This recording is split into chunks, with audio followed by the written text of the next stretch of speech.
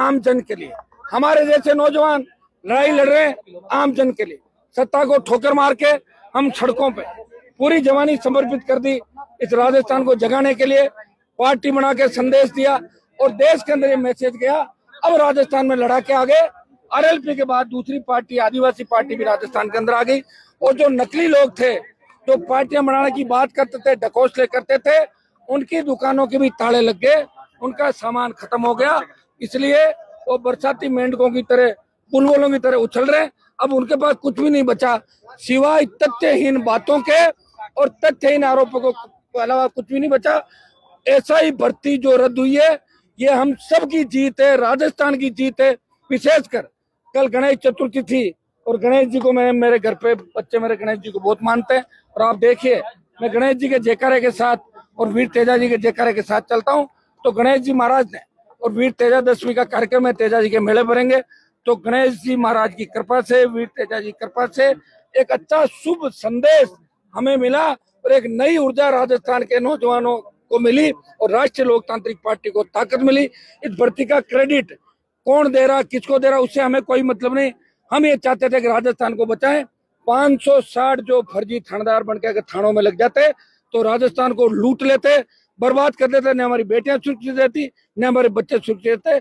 इस हाईकोर्ट के फैसले ने और आरएलपी के बड़े आंदोलन ने भाजपा की पोल खोली, कांग्रेस की उन बड़े मगरमच्छों की पोल खोली जो चुप्पी साध के बैठे थे और न्यायपालिका में लोग बच्चों का विश्वास बढ़ाया, राजस्थान की जनता का विश्वास बढ़ाया और बहुत बड़ी जीत आरएलपी के आंदोलन की बड़ी जीत हुई। और आप सबका इसके अंदर बहुत बड़ा सहयोग है और आपको बहुत बहुत धन्यवाद कि आपने हमेशा हमारा साथ दिया। किरोड़ीलाल मीणा का जिस तरह से आपकी आप सुनिए मेरी बात, देखिए मेरे से उम्र में 20-25 साल बड़े हैं, बहुत सम्मान में उनका करता हूँ।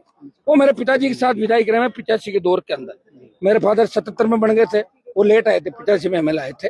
और यूनिवर्सिटी अध्यक्ष रहते हुए भी हमेशा जब डॉक्टर साहब दुख के दिनों में थे मुझे कहा कि मैं बहुत तकलीफ में हूँ, वसुंधरा मुझे फंसाना चाहती है बलात्कार के मुकदमे के अंदर।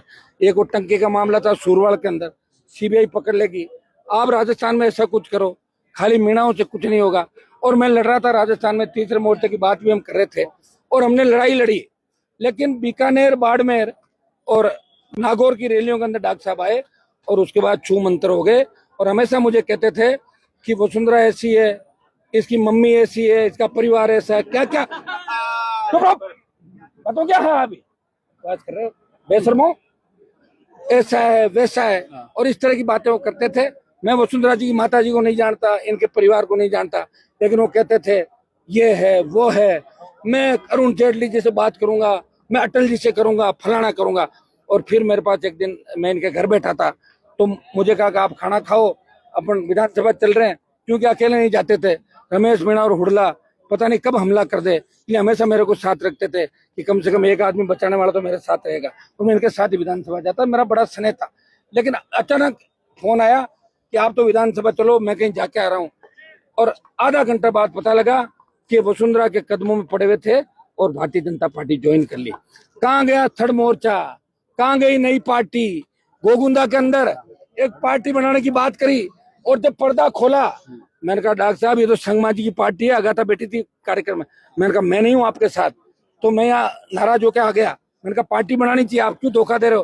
बोले तुम समझा करो, मीणा तो मेरे साथ है ही, मैं आदिवासियों को बरगला के भोले बड़े, इनको भी आदिवासी पार्टी के नाम से साथ ले लूंगा। और इनको पता लगा हनुमान कुछ बोल